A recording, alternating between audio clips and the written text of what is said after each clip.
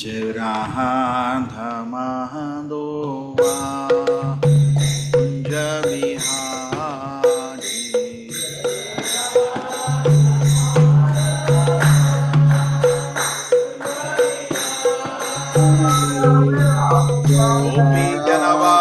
गोपीजनवल्लभा गिरिवारी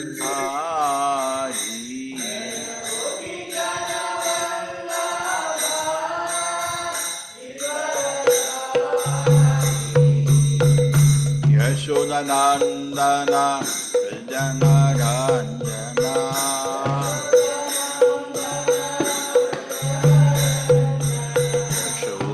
यशोदनन्दना जनरञ्जना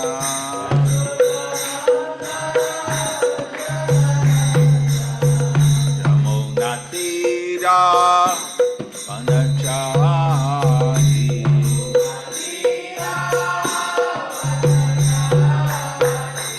जयो राघमाधोमा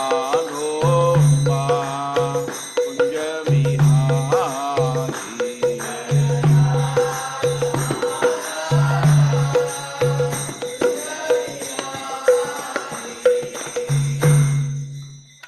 ॐ नमो भगवते वासुदेवाय ॐ नमो भगवते वासुदेवाय ॐ नमो भगवते वासुदेवाय नारायणं नमस्कृत्य नरं चैव नरोत्तमं देवीं सरस्वतीं व्यासं ततो जयमुदीरये नष्टप्रायेषु वदरेषु नित्यं भागवत सेवया भगवती उत्तमश्लोके भक्तिर्भवति नैष्टिकी माता शिशूनां निधनं सुतानां निशम्य घोरं परितप्यमानः तदारुदत् वाष्पकलाकुलाक्षी तां सान्तयन् आह किरीटमाली माता शिशूनां निधनं सुतानां निशम्य घोरं परितप्यमानः तदारुदद्वाष्पकलाकुलाक्षी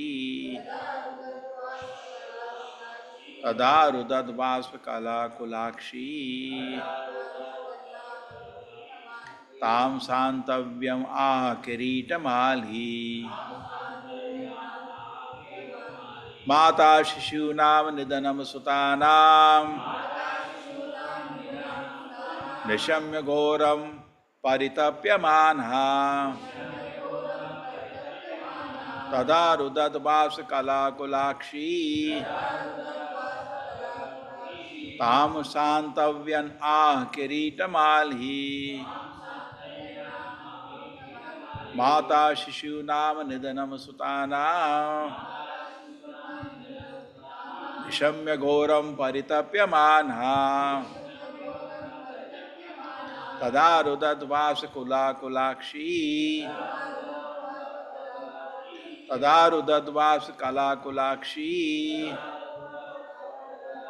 तां सान्तव्यम् आह किरीटमाली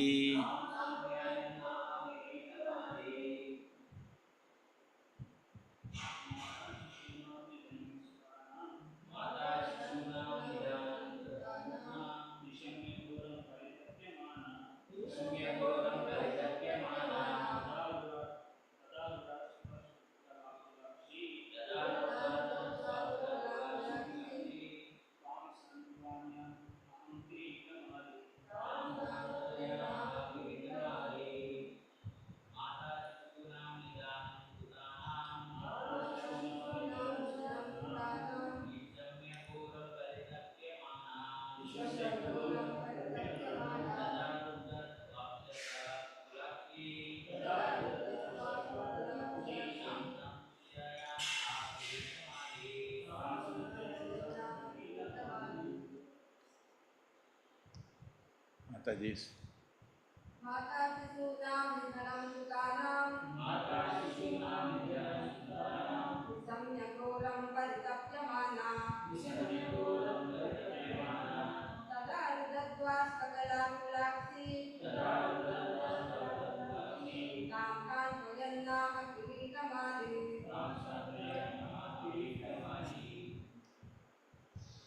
Mata, the mother. Shishunam, of the children.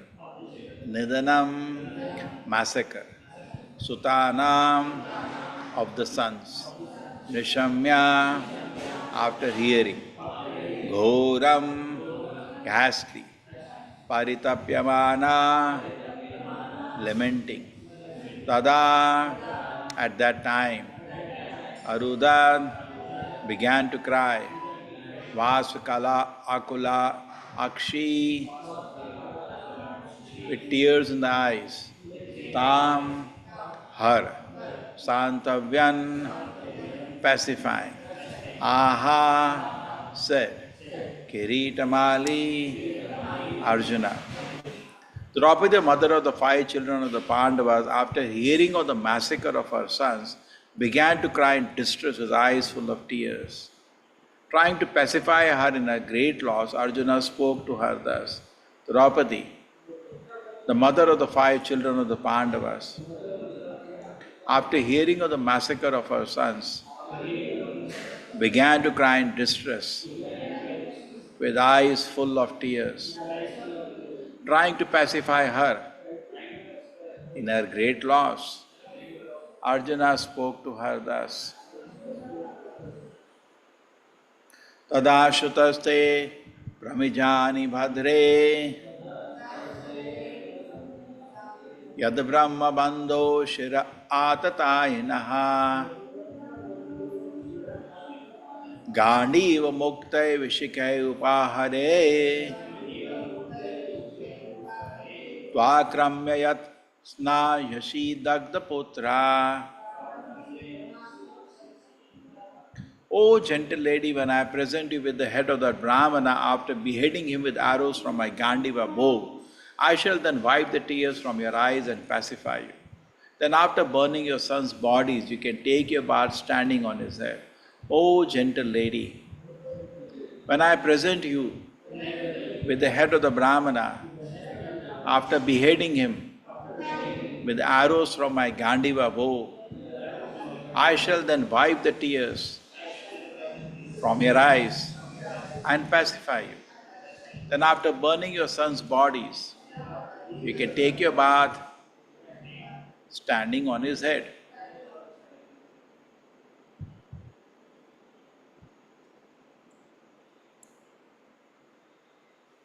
An enemy who sets fire to the house, administers poison, attacks all of a sudden with deadly weapons, plunders wealth, or usurp agriculture, field. Just wait. Today nobody has raised hand to read. आज किसी ने हाथ नहीं खड़ा किया. 1, 2, 3. चलो. Hare Krishna Prabhuji, Dhanva Pranam. Papat by Srila Prabhupada ki jai. An enemy who sets fire to the house and administers poison, attacks all of a sudden with deadly weapons, plunder with wealth, or usurps agricultural fields, or entices one's wife is called an aggressor. Such an aggressor, though he be a Brahmana or so-called son of a Brahmana, has to be punished in all circumstances. When Arjuna promised to behead the aggressor named Ashwathama, he knew well that Ashwathama was the son of Brahmana. Son of a Brahmana, but because the so-called Brahmana acted like a butcher, he was taken as such, and there was no question of sin in killing such a Brahmana's son, who proved to be a villain. Om Jnanatimirandasya Jnananjana Shalakaya Chakshurmilitam Yena Tasmai Shri Gurave Namah. Namo Vishnupadaya Krishna Prasthaya Bhutale Srimate Bhakti Vedanta Swaminiti Namine नमस्ते सारस्वते देवे गौरवाणी प्रचारिणे निर्विशेषाय शून्यवादी पाशात देशतारिणे। जयो श्री कृष्ण चैतन्य प्रभो नित्यानंदा श्री अद्वैत गदाधर शिवासदि गौरभक्त वृंदा। हरे कृष्णा कृष्ण कृष्णा हरे हरे, हरे राम राम राम हरे हरे। तदा श्रुतश्चे परिमृजानि भद्रे यद ब्रह्मबन्धो शिर आततायिनः। Gandiv मुक्ते विशिकै उपाहरे त्वाक्रम्य यत्स्नायसि दग्धपुत्रः। O gentle lady, when I present you with the head of that Brahmana after beheading him with arrows from my Gandiva bow, I shall then wipe the tears from your eyes and pacify. Then after burning your son's bodies, you can take your bath standing on his head. Hare Krishna. तो लगता नहीं इतने कठोर शब्द। भगवान का ये भक्त है, बोल रहा है सिर काट के लाऊंगा, तो उस पर खड़े होकर स्नान करना। क्या भाई इतना कठोर शब्द। तो सबसे पहले ये चीज समझने का कि नॉन वायलेंस, अहिंसा, भगवत गीता में तो दैवी गुण बोला गया है जगह जगह। अहिंसा, जो देवता जो लोग होते हैं अहिंसा, वो हिंसा नहीं करते हैं। तो अर्जुन को तो कृष्ण ने बोला था युद्ध करो, इतने लोगों को मारो।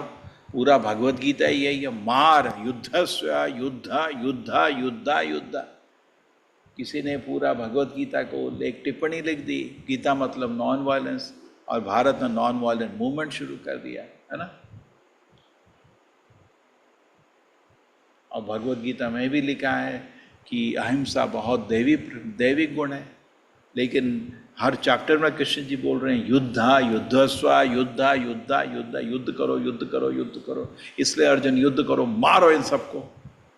ये तो कॉन्ट्राडिक्टरी नहीं हो रहा, कन्फ्यूजन हो रहा है ना। तो भगवत गीता नॉन वायलेंस के बारे में क्या बोलती है? तो भगवत गीता में लिखा है अहिंसा बहुत बड़ा गुण है।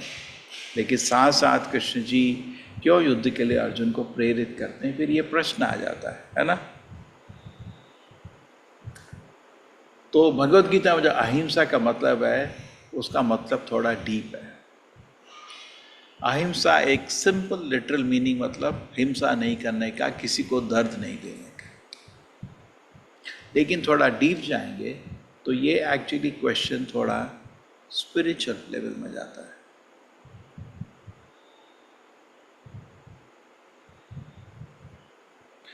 प्रभुपाद जी को एक बारी अहिंसा के लिए, गांधी नॉन वायलेंस के लिए एक प्लेटफॉर्म में बुलाया गया था। प्रभुपाद जी गए, ये बहुत पहले, इस्कॉन शुरू होने के बहुत पहले भारत में। वो हमेशा बोल्ड थे, ये सोचो। और वहाँ पहुँचे आपके इस जगह में, और उनको ये प्रश्न बोला आप क्या बोलना चाहते हैं अहिंसा के लिए। तो प्रभुपाद ने बोला अगर कोई भगवान का भक्ति करना चाहता है और आप अपने प्रवचन से, अपनी फिलॉसफी से उसका भगवान का भक्ति रोकते हैं, वो होती है हिंसा।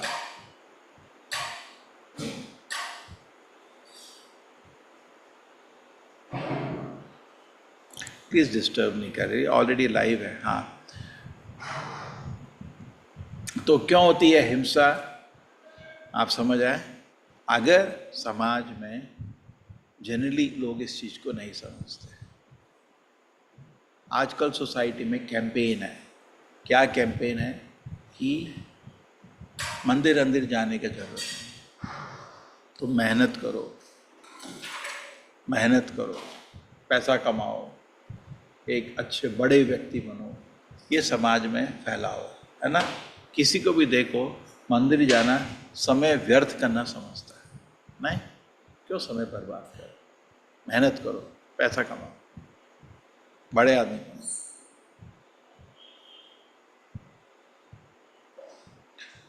इसीलिए भक्ति विनोद ठाकुर ने 8 + 8 + 8 का डिवीजन बताया था। क्योंकि देखिए, मनुष्य जीवन दोबारा नहीं मिलेगा, कोई गारंटी नहीं है। और ऐसा चैतन्य महाप्रभु का मिशन जिसमें भगवत धाम जाना इतना आसान है, उसका भी अवसर कोई गारंटी नहीं है। पता नहीं कहाँ पैदा होंगे, किस लोक में पैदा होंगे, अभी तो हमारे हाथ में अवसर है। इसलिए भक्ति विनोद ठाकुर ने बोला बैलेंस करो। भाई देखो, स्पिरिचुअली अगर हम अपना स्वार्थ देखते हैं, वो स्वार्थ नहीं होता, वो सभी के लिए अच्छा होता है। क्योंकि जब तक मैं किसी चीज़ से खुश नहीं होगा तो मैं क्या करेगा। सब कुछ बैलेंस होना चाहिए। तो एक तरह हमारा साधना होना चाहिए अच्छे से। भक्ति विनोद ठाकुर 8 घंटे रिकमेंड करते हैं।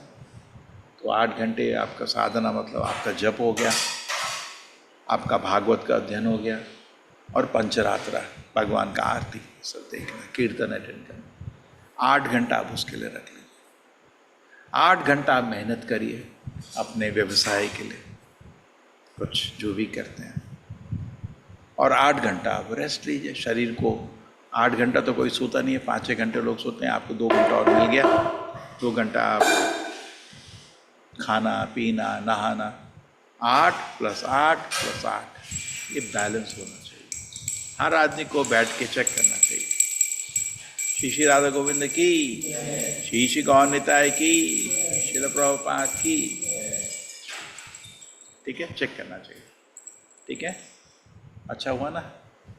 तो उससे आपको कोई चिंता नहीं है, आप खुश भी रहेंगे, आध्यात्मिक रूप से भी खुश रहेंगे, मानसिक रूप से भी खुश रहेंगे, शारीरिक रूप से भी खुश रहेंगे, संतुष्ट रहेंगे। लेकिन ये टारगेट होना चाहिए, ये एक दिन में नहीं पहुंचेगा, हमारा टारगेट होना चाहिए। इसमें सब कुछ कवर हो रहा है। तो नाउ अभी आए हम अर्जुन के अहिंसा का, क्योंकि समाज में आजकल लोग बोलते हैं भक्ति भक्ति ये सब क्या है, ये सब जानवर लोग हैं। जानवर लोगों के संग में रहने से भक्ति को आगे ले जाना बहुत मुश्किल होता है। आप उनके सामने बैठ के जप करेंगे, वो उसी को पागलपन समझेंगे, है ना। तो अनुकूल नहीं है, प्रतिकूल हो जाता है।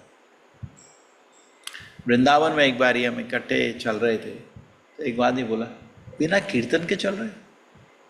मतलब उधर कीर्तन कर चल रहे, मतलब अगर ग्रुप जा रहा है तो लोग कीर्तन कर करके चलते हैं, अच्छा लगता है।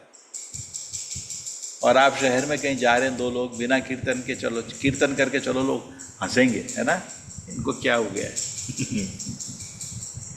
तो अपने को निर्णय करने का किन लोगों के साथ रहने का,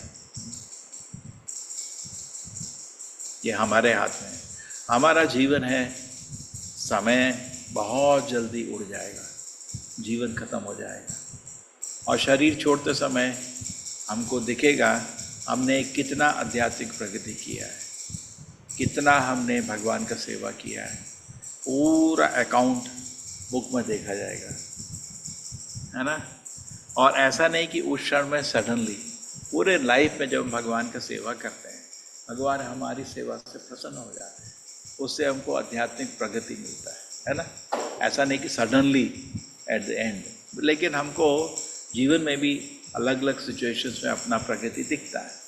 ओके, तो अहिंसा, अगर कोई आध्यात्मिक प्रगति करना चाहता है और लोग उसको रोक रहे हैं, तो उसको बोलते हैं हिंसा।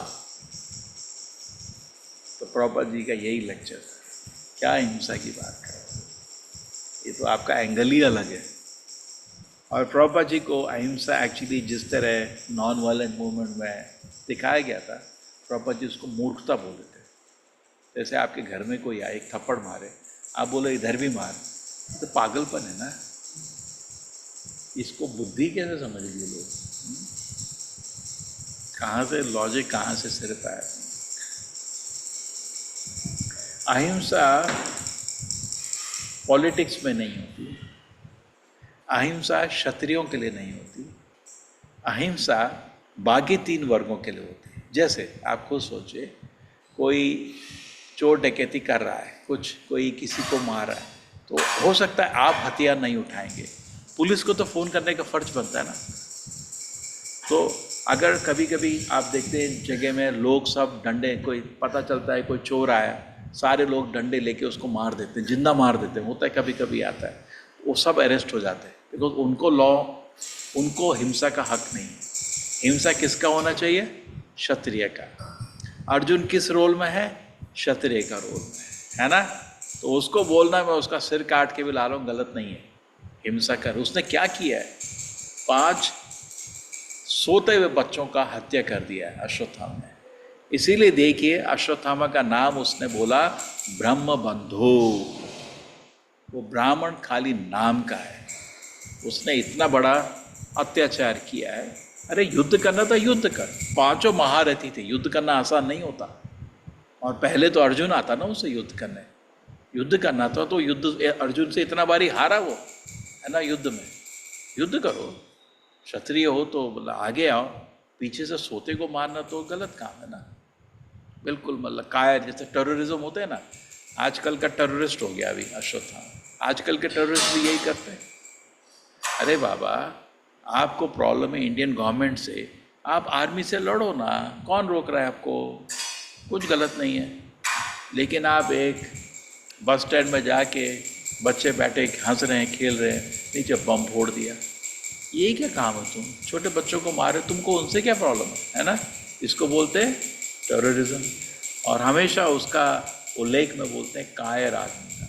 कायर क्योंकि लड़ना है तो आर्मी से लड़, पुलिस से लड़, घुमा लेंगे। देखो आपको प्रॉब्लम है, गलत, गवर्नमेंट बिल्कुल गलत, लड़ो आर्मी से।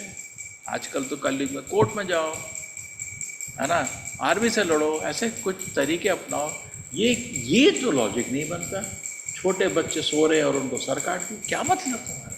पागल हो क्या? नहीं तो कौन इस पे दंड देगा? ब्राह्मण नहीं, वैश्य नहीं, शूद्र नहीं, क्षत्रिय। और क्षत्रियों में श्रेष्ठ जो है अर्जुन, जरूर उसको दंड देने का। जब कोई अन्याय होता है तो क्षत्रिय का खून खौलना चाहिए, नहीं तो वो क्षत्रिय नहीं। आजकल पुलिस को फ़ोन करो, भाई हमारे घर में कुछ चोर डकैते आ गए हैं, आएंगे वो 6 घंटे बाद आएंगे, जब सब चला शांत हो जाएगा। बहुत टाइम पहले, अभी आपने सिक्योरिटी गार्ड रखा है, हमारे मंदिर में भी सिक्योरिटी गार्ड था। कुछ हुआ एक बार, कुछ पत्र तो चोर डकैता है, वो पहले भाग गए। अरे जो सिक्योरिटी गार्ड होता है फोकट का पैसा खाता, कुछ नहीं करता, फिर बैठा रहता है, कुछ नहीं होता, फोकट का पैसा खाता है। जब उपद्रव होता है उस समय उसका उपयोग होता है।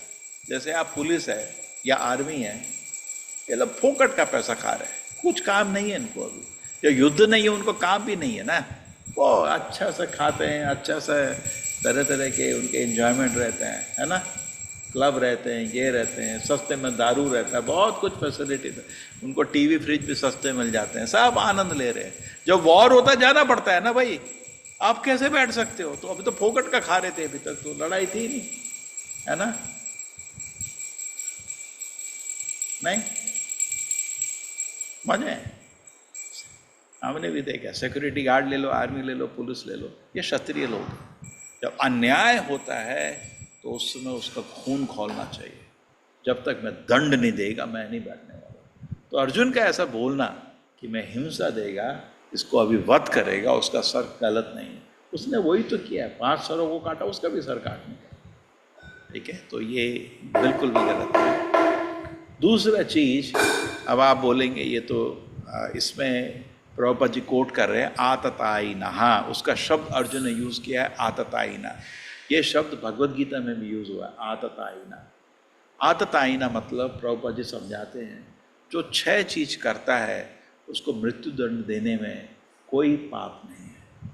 अभी गोवा में हुआ था ये, ऐसा एग्जाम्पल मैंने पहले भी बताया था। क्या हुआ था कि एक आदमी ने कुछ 6-7 लोगों को किडनैप कर दिया, फॉरेनर्स को।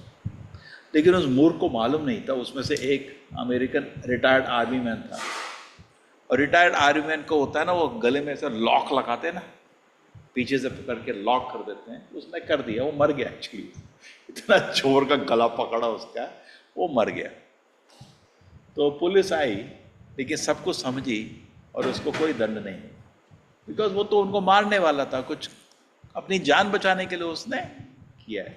तो आतत आई ना, आपका कोई घर जलाने आए और आप उसको बचाएं, उसको घर को बचाने, अपना बीवी है, बच्चा है, संपत्ति है, उसको बचाने के चक्कर में आप उसको अटैक करें और आदमी मर गया, कोई पाप नहीं है। कोई आपका घर में आके बीवी को उठा के भाग रहा है, आपने बीवी का जान बचाने के लिए उसको अटैक किया, वो मर गया, कोई पाप नहीं है।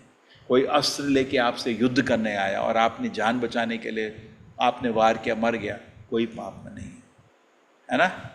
तो ये कोई आपको जहर खिलाया, खाने में कुछ जहर मिला रहा था, आपने बचाने में कुछ किया, मर गया, कोई पाप नहीं। तो 6 तरह के जो काम उस पर लिस्ट किए गए हैं, है ना।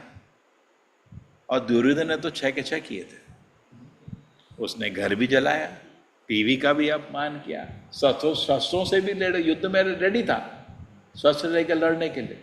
और अर्जुन सोच रहा था युद्ध करूं ना करूं, भीम तो, दुर्योधन तो कभी नहीं सोचा युद्ध करूं ना करूं, वो तो युद्ध वेपन लेके रेडी था मारने के लिए। तो उसको वध करने में कोई पाप, उसमें सोचना नहीं। अर्जुन भी पहला चैप्टर नॉन वायलेंस का ही एक क्लास लिया था। कृष्ण जी अगर वो अस्त्र लेके भी आएंगे तो मैं ये गाल के बाद दूसरा गाल दिखाऊंगा, बोला ना, मैं अस्त्र नहीं उठाऊंगा, बोला, खुद बोला, मैं नहीं अस्त्र उठाने वाला, बिल्कुल नॉन वायलेंस का क्लास लिया उसने। लेकिन उसके बाद 17 चैप्टर है ना गीता के, वहाँ थोड़ी गीता बंद होती है, वहाँ तो गीता शुरू होती है, उसके बाद डांट पड़ती है उसको। कृष्ण जी बोलते हैं अनार्य जुष्टम, अर्जुना एक तू पागल की तरह बात कर। अनार्य, आर्य मतलब सिविलाइज, एक अनसिविलाइज को क्या बोलेंगे, असम, है ना। अकीर्ति करो अर्जुना, अर्जुना ऐसा तू काम जो सोच रहा है नॉन वायलेंस का, इससे तेरी कीर्ति नहीं होगी, अकीर्ति, तेरी बेइज्जती होगी, और इससे तू स्वर्ग नहीं जाएगा, नरक जाएगा, तू क्षत्रिय का धर्म छोड़ रहा है। श्री श्री राधा गोविंद की, श्री श्री गौर निताय की, श्रील प्रभुपाद की। तो कुछ नहीं करना, अभी हम सुबह ये डिस्कस कर रहे थे, उसको आगे निकालते हैं। देखिए कर्मयोग लोग समझ नहीं पाते। अर्जुन को यही प्रश्न था, भाई अगर मेरे को आध्यात्मिक प्रगति करना है तो बैठ के मैं हरे कृष्ण मंत्र का जाप करूंगा जंगल में, हरे इस्कॉन जाऊंगा, हरे कृष्णा, अरे ये अस्त्र क्या उठाना है, ये सब आध्यात्मिक प्रगति होती है क्या? ऐसे अपने गुरु को मार दिया, दादा को मार दिया, इतना सब, इतना कुछ करके आध्यात्मिक प्रगति होता है क्या? मैं बैठ के जप करूंगा, है ना। अर्जुन ऐसा बोल सकता है, लेकिन कृष्ण जी ने उसको कर्म योग समझा है। ये कर्म योग बड़ा बैलेंस है। एक तरह का आदमी है जो ये आपका नॉन वायलेंट है, कुछ नहीं करता, जो कुछ है भगवान ने ही किया है। 5 बच्चे मर गए, भगवान की इच्छा थी। भगवान आप बड़े कृपालु हैं, दयावान हैं, अद्भुत है, अद्भुत, और जाके सो जाए। एक ऐसा आदमी, वो भी गलत है। और एक ऐसा आदमी पूरे घमंड में, मेरे बच्चे को मारा, मैं दिखाता हूं अभी, वो भी गलत है। क्यों? भगवत गीता में कृष्ण जी बोल रहा है माम अनुस्मर युद्ध करो, लेकिन मेरे को नहीं बोलना।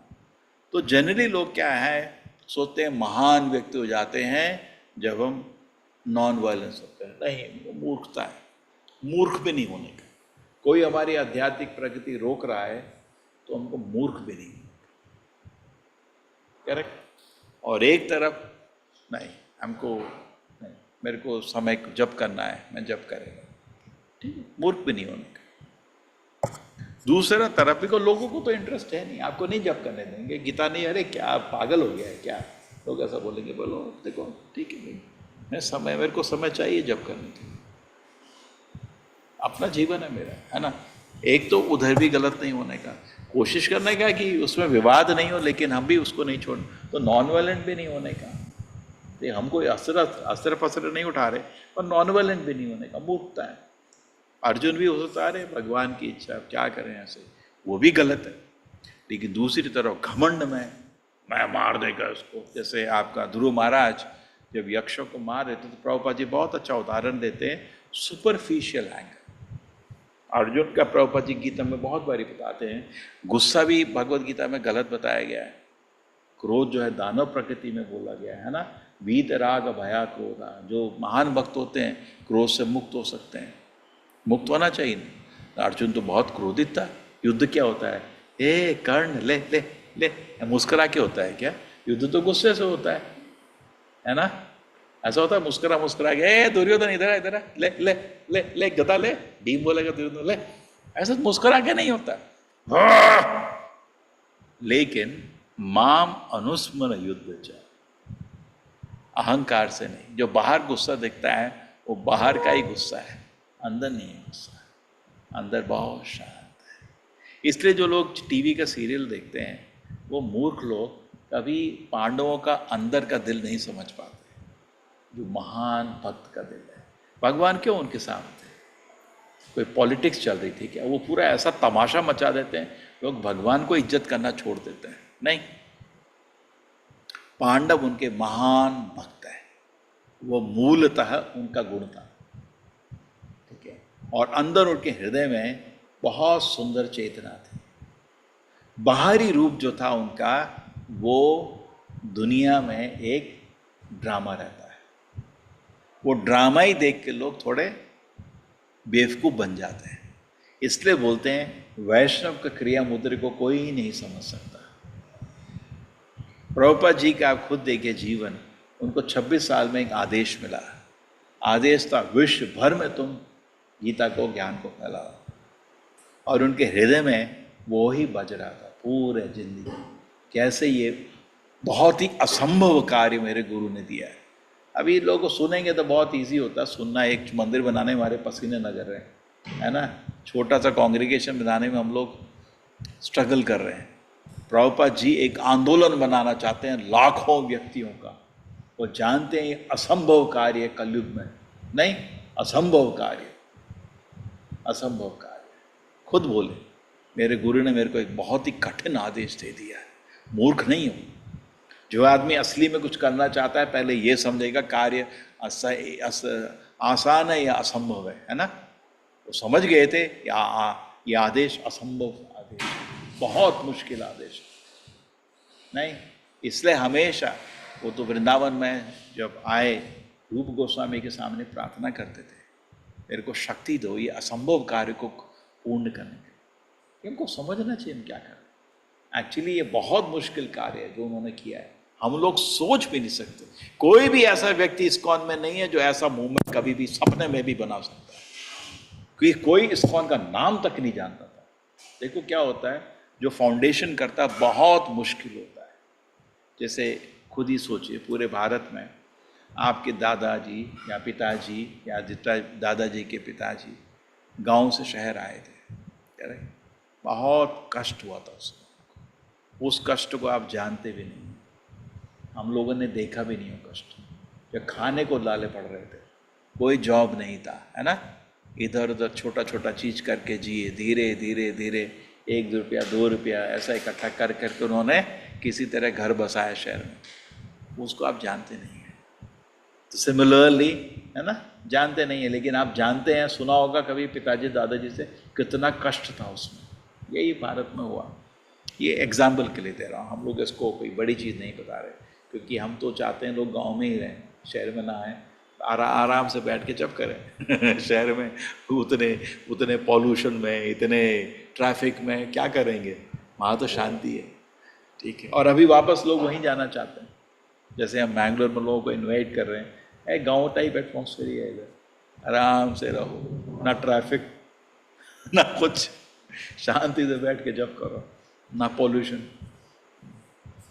एनीवे, तो प्रभुपाद जी का इतना कष्ट का जीवन से उन्होंने मूवमेंट को बनाया है ना।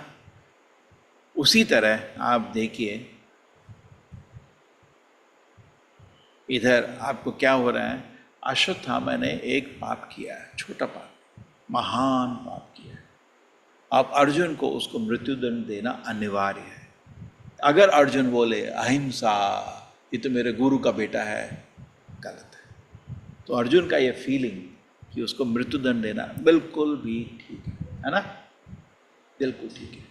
हमारे जीवन में भी अगर हम स्ट्रगल करते हैं, नॉन वायलेंट होना भी ठीक नहीं है, लेकिन भक्त का जो व्यवहार है हमेशा पोलाइट रहता है। आप देखिए शुक्राचार्य ने बोला था बलि महाराज को कि तुम सब कुछ भगवान को देना चाहते हो, गलत है। वो शास्त्र कोट करके बोला गलत है। मूर्ख बोला उसको, मूर्ख। उसको श्राप भी दिया, कंगाल हो जाएगा तू, मेरे को ज्ञान देता है क्या।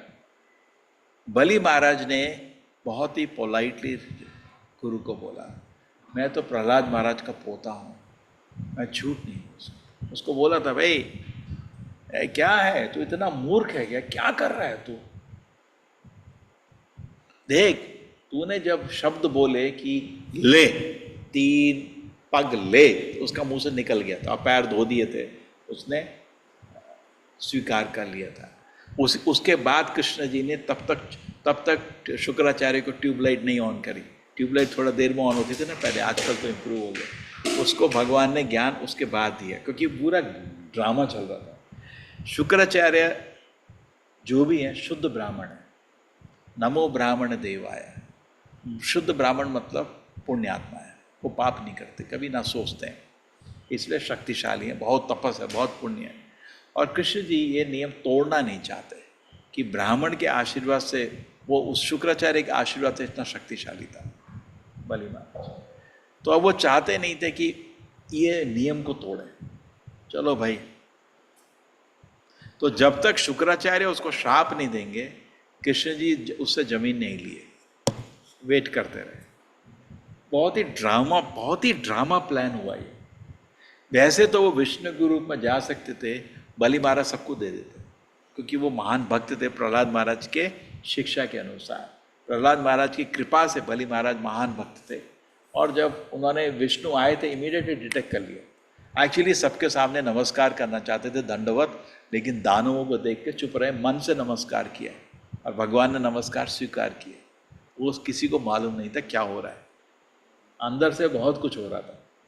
और जब उन्होंने बोला मेरे को 3 पग चाहिए, बलि महाराज समझ गए थे सब लेने वाला है, ले, बोल दिया ले। वो तो खुश है, भगवान अगर आपके सामने कृष्ण जी आए कि सब कुछ जो है दे दो, तो आपको हिचक नहीं सकते यार, लो लो भाई, मेरे को प्रॉब्लम नहीं है, ले जाओ, आप ही का है सब कुछ, ठीक है।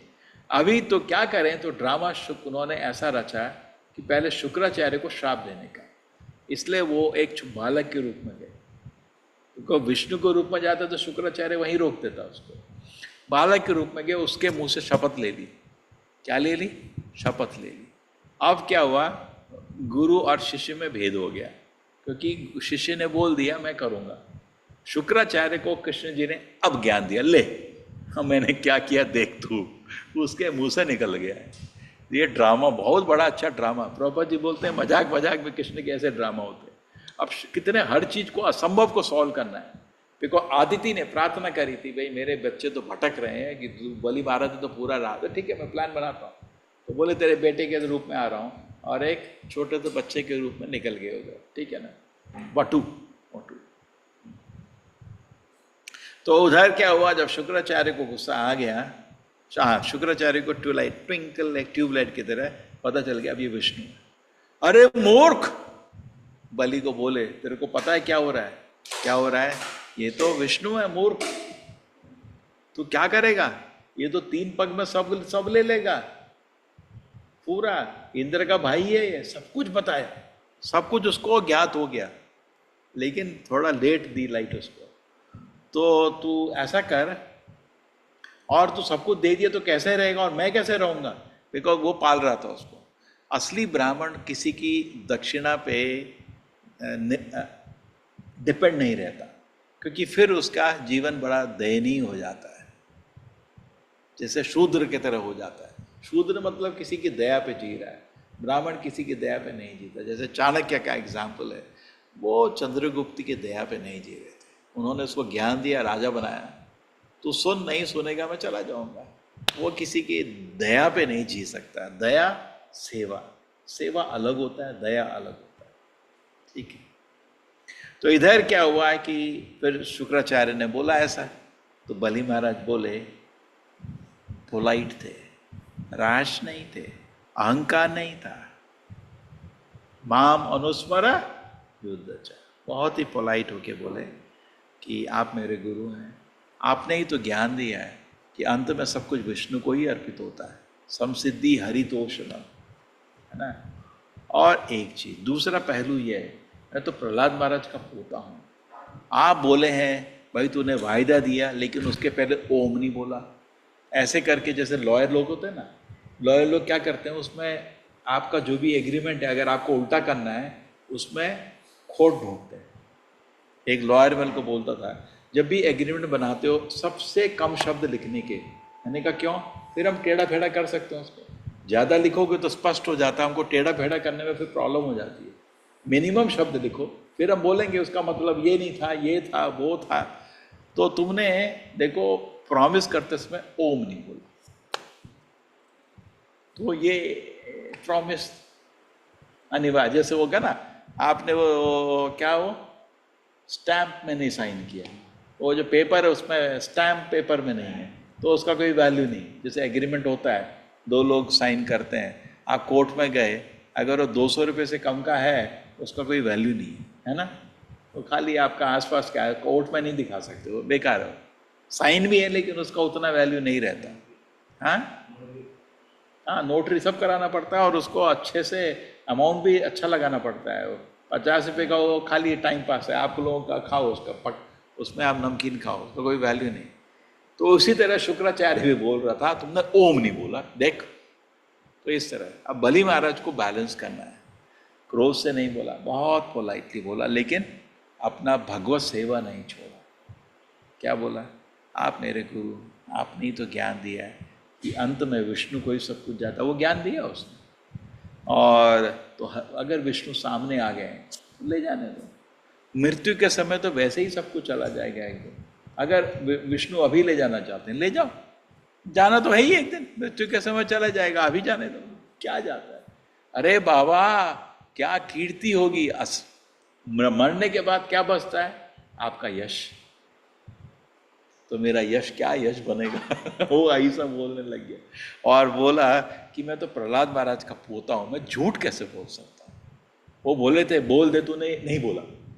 मैं झूठ नहीं बोल सकता, मैंने बोला है, मैं झूठ नहीं बोल सकता। पृथ्वी बोली है, पृथ्वी सबका, बोला जाता है कि पृथ्वी सबका भार ले सकती है, लेकिन एक झूठे का भार नहीं ले सकती। पृथ्वी बड़े बड़े पहाड़ का भी भार ले सकती है, लेकिन पृथ्वी को झूठे का भार लेने में बड़ा बुरा लगता है। तो मैं झूठा थोड़ी हो सकता हूँ, ऐसा करके बोला। देखिए, गुरु से लड़ा नहीं, गलत शब्द नहीं बोले, लेकिन अपना हक नहीं छोड़ा, भगवत सेवा नहीं छोड़ा उसने, है ना। वो होता नॉन वॉयलेंस, है ना, वो नहीं। आध्यात्मिक प्रगति को किसी को अलाउ नहीं करना चाहिए कि वो हमारा रोक सके, नहीं। लेकिन इसका ये मतलब नहीं कि हम अहंकार से युद्ध करेंगे। जैसे ध्रुव महाराज को डांट पड़ी थी, जब वो यक्षों को मारने लगा, तो सुपरफिशियल एंगर तो होगा उसका, लेकिन एंगर कंट्रोल में होना चाहिए। सुपरफिशियल एंगर असली एंगर नहीं बन जाना चाहिए। बढ़ता रहता है एंगर, तो चिल्लाते हैं लोग, एक चिल्लाता है फिर दूसरा चिल्लाता है, फिर गुस्सा बढ़ता रहता है। तो उनका युद्ध हो रहा था, लेकिन उसका एंगर थोड़ा ज़रूरत से ज़्यादा बढ़ गया था, तो मनु ने उसको डांटा। अब ये सुपरफिशियल एंगर नहीं है। तो सोसाइटी में जब भी हम थोड़ा असंतोष दिखाते हैं, ये बाहर से होता है, अंदर से नहीं। अंदर से भक्त हमेशा शांत, भक्त का हृदय हमेशा शांत होता है। जैसे एग्जाम्पल दिया गया था सांप का। आप सांप जो होता है बहुत ही डेंजरस होता है, उसको देख के लोग पत्थर फेंकते हैं। तो एक बार ये सांप ने जाके एक नारद मुनि को मिला, तो नारद मुनि, क्यों डसते हो मारते हो, बंद करो ये सब काम। बोला ठीक है। तो नारद मुनि को कुछ टाइम बोला, आपने क्या आदेश दिया, मेरी बड़ी लाइफ बड़ी डेंजर है, सब लोग जैसे ही देखते हैं लोगों को पत्थर मार रहे हैं मेरे को। तो बोला मैंने ये तो नहीं बोला था कि तुम अपना वो नहीं दिखाओ, डराओ नहीं, है ना, मैंने ये तो नहीं बोला, मैंने बोला डसो नहीं। तो उसी तरह क्षत्रिय जनरली अपने कर्तव्य में जब गुस्सा दिखा रहा है, अर्जुन मैं उसको मारूंगा, ये सुपरफिशियल एंगर है, असली एंगर नहीं। असली एंगर में भक्ति नष्ट हो जाती है, ठीक है ना। तो हिंसा हृदय के अंदर नहीं आती, ड्यूटी बाउंड आती है। हृदय में हमेशा शांत, ठीक है। ये मुश्किल कार्य है, इसलिए शूद्र लोग क्षत्रिय का काम नहीं कर सकते। जब शूद्र लोग को, जो शूद्र चित्त वाले लोग होते हैं, कुछ चिंता और आती है, एक जानवर की तरह गुस्से हो जाता है, बिल्कुल जानवर की तरह। ऐसा नहीं, शास्त्र में ऐसा निर्णय नहीं है। अहंकार से नहीं, कर्तव्य अनुसार जो गुस्सा होता है वो गलत नहीं है। ठीक है, तो ये आपका बैलेंस है। हरे कृष्णा, हरे कृष्णा एवरीबॉडी।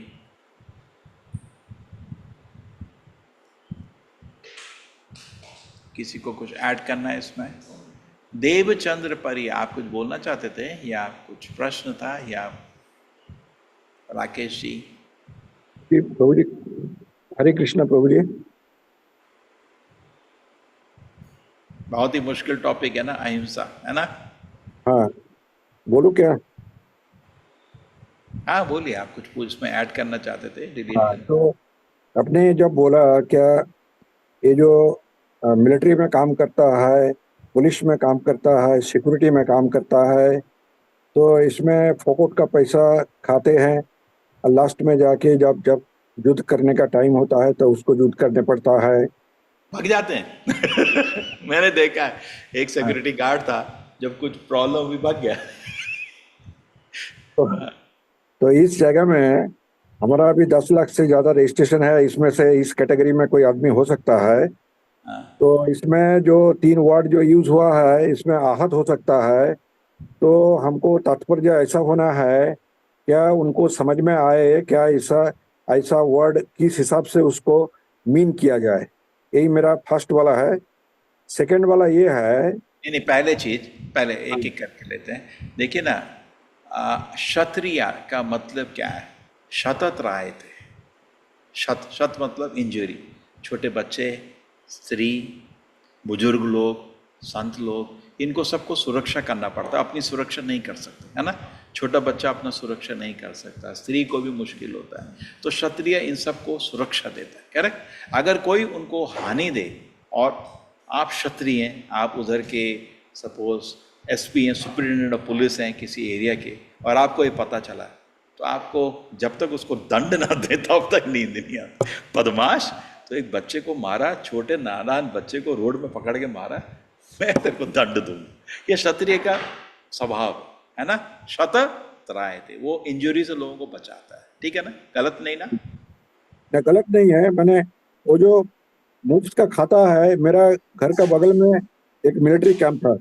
वो लोग रात 3 बजे जब वो लोग का युद्ध नहीं होता था, ईस्टर्न फ्रंट राइफल्स, तो खड़गपुर आईआईटी के बगल में एक तो सलुआ बोल के जगह है, तो उसमें ये लोग रात 3 बजे से जग जाता था और उसको प्रैक्टिस करके 8 बजे तक प्रैक्टिस करता, फिर शाम को 3 बजे से 6 बजे तक प्रैक्टिस करता, और जब युद्ध होता तो उस टाइम में वो लोग फर्स्ट ईस्टर्न फ्रंट और राइफल्स में खड़ा होता। तो मतलब जो है एवरीडे वो लोग का वर्कआउट करने पड़ता था शरीर ठीक रखने के लिए। तो हम लोग अगर उसको अगर मुफ्त का खाता है उस वर्ड अगर यूज करे तो वो आहत हो सकता है, यही मेरा कहना था। हाँ, नहीं मेरा, अरे ये भी नहीं, बहुत ही मुश्किल भी काम होता है। मैं एक हाँ। पुलिस के आदमी को जानता है, अरे क्या होता है, पॉलिटिशियन प्रोटेक्ट कर लेते हैं। अब तो मूवी में तो ऐसा होता है कि चलो वो कोई क्षत्रिय टाइप मिजाज होता है तो क्या करता है, पुलिस से लड़ता है, पूरी आर्मी से लड़ता है, वो मूवी में होता है। असली समाज में इसको इम्प्लीमेंट करना भी आसान नहीं है, करेक्ट है ना? अगर आपको किसी को दंड देना चाहते हैं और उधर मिनिस्टर उसको बचा के रखा है, आपको भी मुश्किल हो जाता है। आप कितना कर सकते हो, लिमिट के अंदर कर सकते हो, करेक्ट है ना? तो समाज बहुत कॉम्प्लिकेटेड है। लेकिन प्रिंसिपल नहीं, प्रिंसिपल ये है, एटलीस्ट उसके हृदय में बुरा लगना चाहिए कि कैसे इसको सुरक्षा देना है ना? हृदय तो होना चाहिए। सोसाइटी अंधेर नगरी चौपट राजा है, क्या कर सकता है वो कोशिश तो करेगा, ठीक है ना? एटलीस्ट भागेगा नहीं उससे। ठीक है ना, भागेगा नहीं। दूसरा प्रश्न ये है, अश्वत्थामा जो काम किया है ये तो गेरिल्ला फाइट था, चुप के मार दिया है ना। तो इस टाइप का आज का दिन में हमारा इस्कॉन मंदिर का ऊपर में अटैक हो गया और हम उस जगह में खड़ा है, जैसा बांग्लादेश में हुआ कुछ दिन पहले, तो उस जगह में वो तो गेरिल्ला फाइट करके हमको डैमेज कर दिया है, और उसका गेरिल्ला फाइट का स्ट्रेटेजी पूरा ही चल रहा है, ठीक है?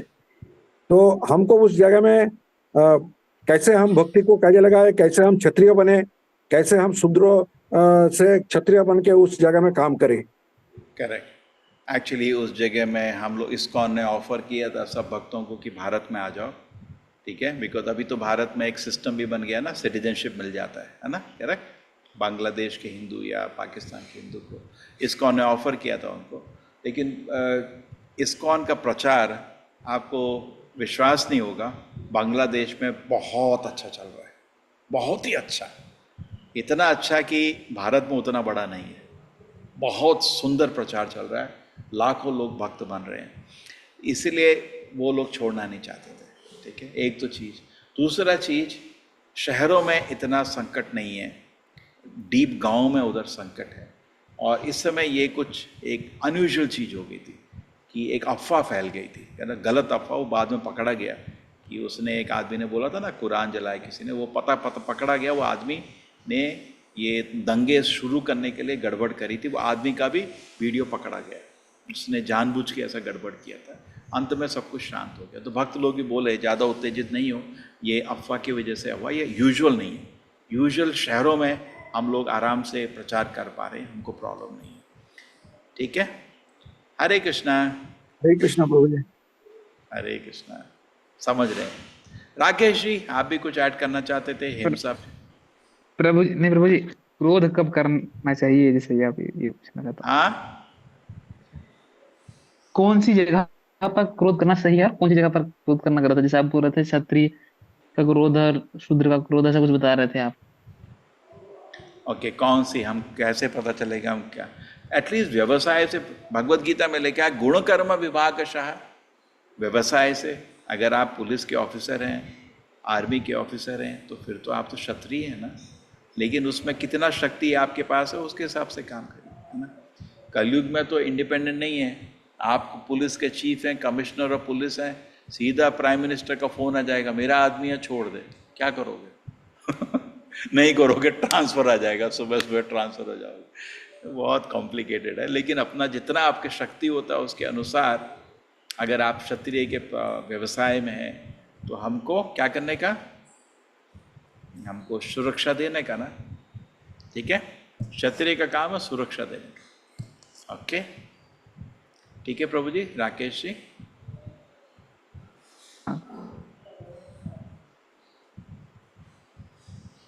हरे कृष्ण। ठीक है, तो थोड़ा हम लोग टिप्पणी किए अहिंसा हिंसा पे, ठीक है। तो दो डायरेक्शन के थे, सुबह हमारा निष्कर्ष निकला, कुछ लोग हैं कुछ भी नहीं करते, चलो भगवान की इच्छा थी सो गए, वो भी गलत है। और कुछ लोग अहंकार से वो आग बबूला होके एक बिल्कुल जानवर की तरह गुस्सा होते हैं जब उनको कुछ काम रुक जाता है, वो भी गलत है। बीच में रहने का, ठीक है। इसलिए कर्मयोग को लोग गलत गलत समझते हैं। कर्मयोग अर्जुन इसलिए समझ नहीं पा रहा, ये प्रश्न अर्जुन ने 3 बारी पूछा, कर्म करना और ज्ञान से कर्म करना कैसे होता है। कुछ लोग कर्म करते हैं, लड़ते हैं, चिल्लाते हैं, लेकिन उनमें कुछ ज्ञान नहीं होता, है ना।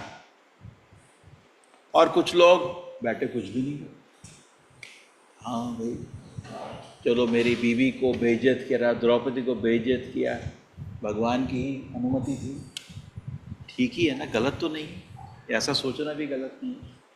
हम लोग का पूरा राज्य चला गया, हो सकता है ये भी भगवान की इच्छा थी, ठीक है।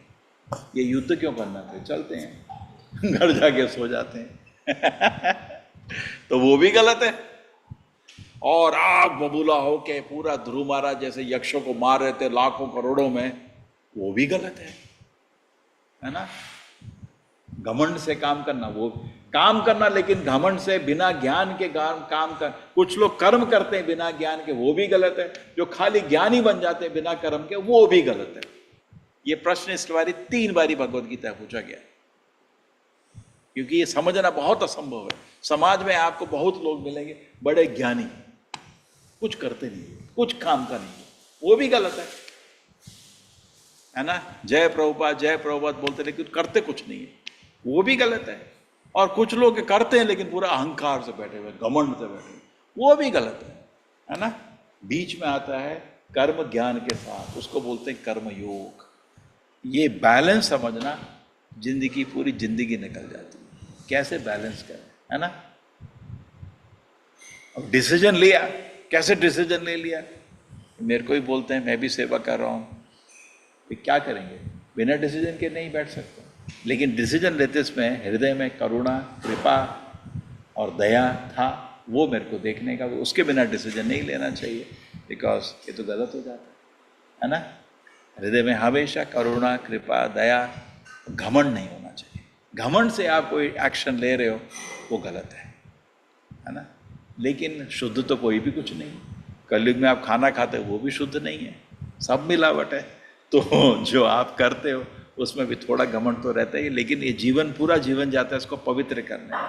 जैसे प्रभुपाद जी ने कितने बड़े बड़े डिसीजन लिए, उसमें कोई घमंड नहीं, हमेशा दया, करुणा, कंपैशन, अच्छे गुण थे अंदर से। हृदय, उनका हृदय हमेशा उसी में रहा, शांत रहा। बाहर से ड्रामा रहता है, ये दिख जाता है, क्योंकि जिसको गुस्सा आता है अहंकार से, उसको हार्ट अटैक हो जाता है उस गुस्से में, और जो गुस्सा करुणा से होता है उसमें हार्ट अटैक नहीं होता।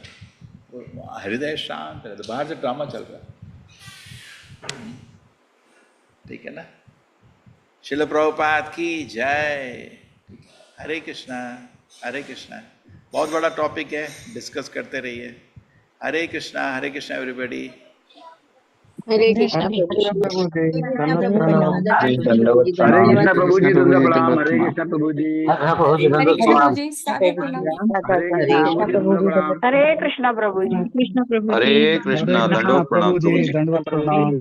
हरे कृष्ण प्रभु जी, दंड प्रणाम। वाञ्छाय कल्पतरुभ्यश्च कृपा सिन्धुभ्येव च नाम पतितानां पावनेभ्यो पावनेभ्यो वैष्णवेभ्यो